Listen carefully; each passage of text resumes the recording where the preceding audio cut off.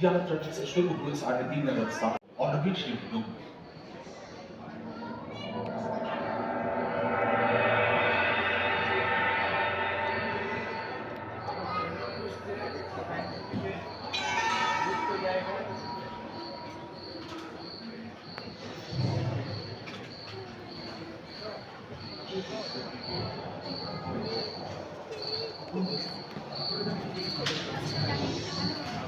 कहते हैं कि 460 करोड़ वर्ष पहले प्रचंड धूल के बवंडर से हमारे सौर जगत का जन्म हुआ।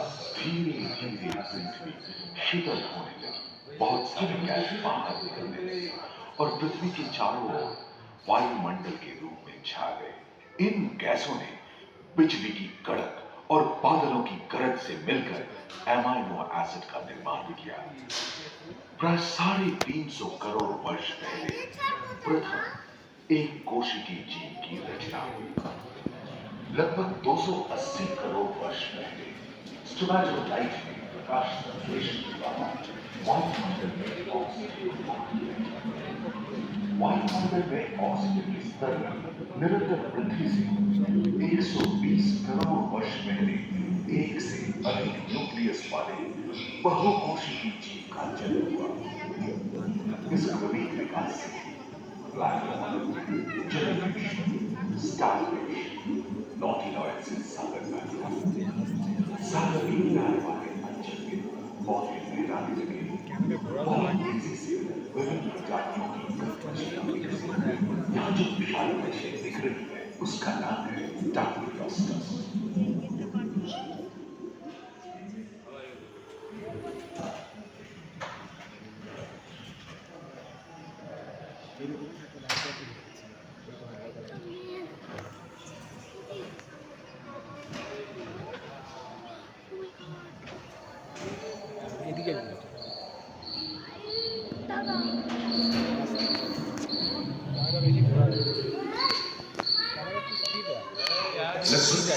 करोड़ वर्ष पहले धरती पर पेड़ पौधों का जन्म हुआ जो बढ़ते गए और घने जंगलों में बदल गए।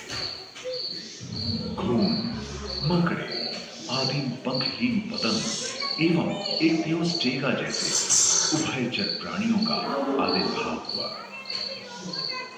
सरसृप जैसे स्तनपायी डायमेट्रोडोन प्रकट हुए जिसकी पीठ पर नौका के पाल की तरह एक अंग जो ताप को नियंत्रित रखने में मदद करता है।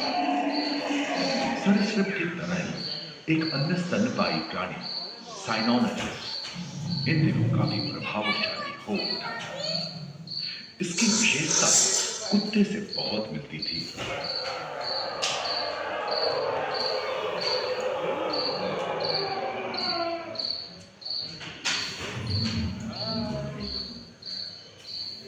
प्राय 1 मीटर तक पंख फैलाने में सक्षम टांग के ड्रैगनफ्लाई, साथ ही दिलचिट्टे, बीटल एवं बिच्छू पृथ्वी के चारों ओर फैल गए थे। धरती में पाए जाने वाले अधिकांश कोयले ही कार्बोनिफेरस युग के मृत पौधे से उत्पन्न हुए थे जो कि धरती के अंदर दब गए थे। उन दिनों पृथ्वी के 1/3 हिस्से में एकमात्र महादेश था जिसे पैंजिया कहा जाता था। जलवायु गर्म रहती थी। भूभाग पर प्रागैतिहासिक सरीसृपों का ही शासन था जिन्होंने शुष्क जलवायु के साथ खुद को ढाल दिया था।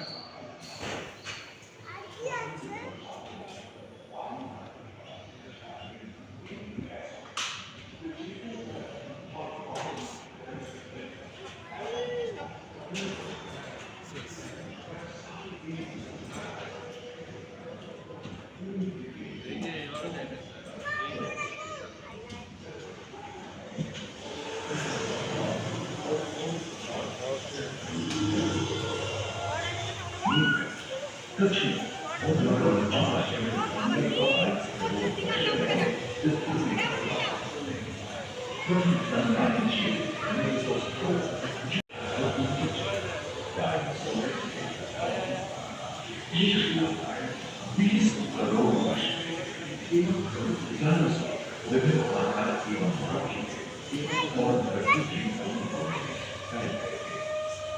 जलवायु के अनुकूल इनमें से कुछ लोग हल्के और कुछ 15 पूर्ण वयस्क हाथियों जितने भारी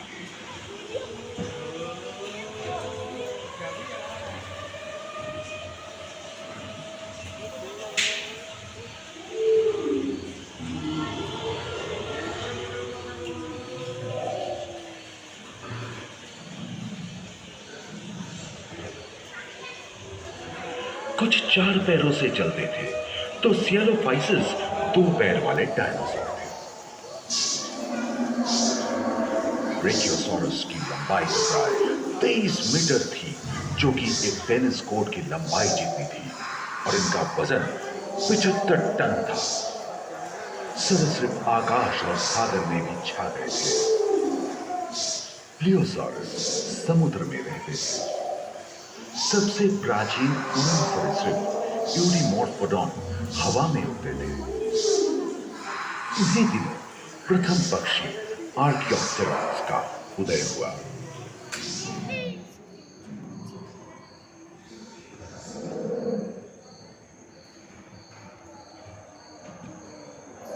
अगले 10 करोड़ वर्षों तक, यानी जुरासिक के अंतिम चरण से क्रेटेशियस युग का प्रथम चरण तक डायनासोर के लिए स्वर्णिम युग रहा। जलवायु में नमी की मौजूदगी से पृथ्वी पेड़ पौधों से भर उठी थी।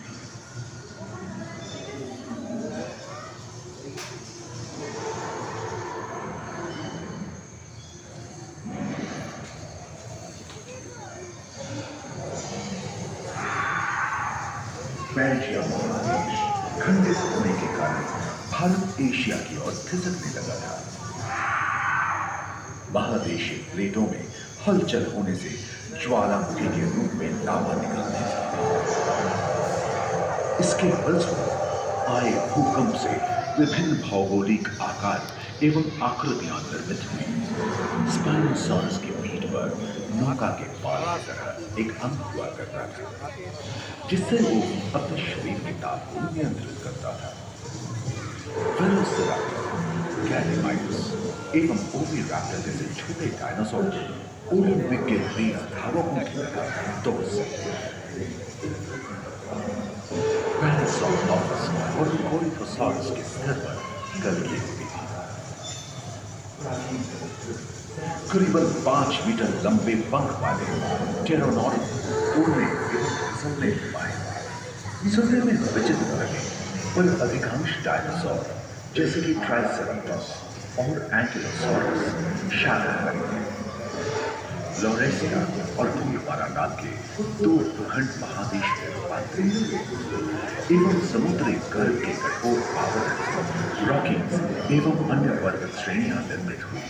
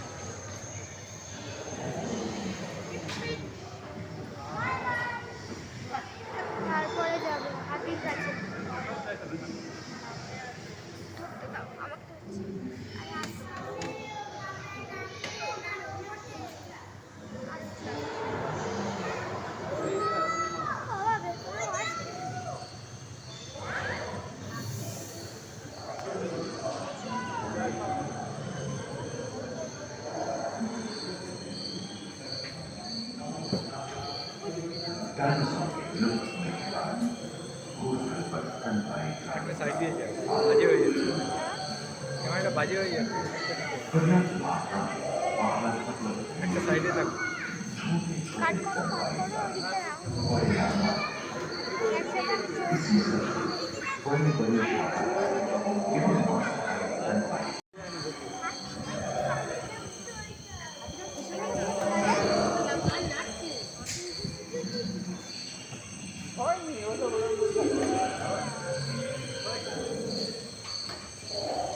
हाथी के पूर्वज डायनोसॉरस और घोड़े के पूर्वज यूहिपस की उत्पत्ति हुई, जो आज के हाथी और घोड़े में रूपांतरित हुए। लेमूर, टर्सियर जैसे प्राइमेट भी इसी युग में पैदा हुए। खोखली अस्थियों वाली आज के दिनों की पक्षी इन्हीं दिनों जन्मे थे।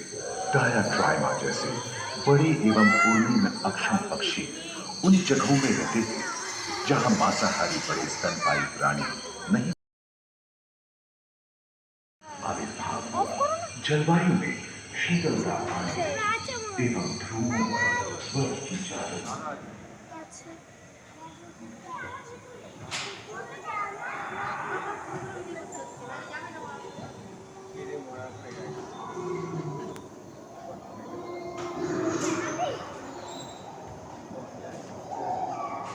पृथ्वी के लंबे इतिहास में झांके तो ऐसे कई मौके रहे हैं जब उत्तरी गोलार्ध के अधिकांश हिस्से बर्फ की चादरों से ढक गए थे, जो आइस एज के नाम से जाना जाता है।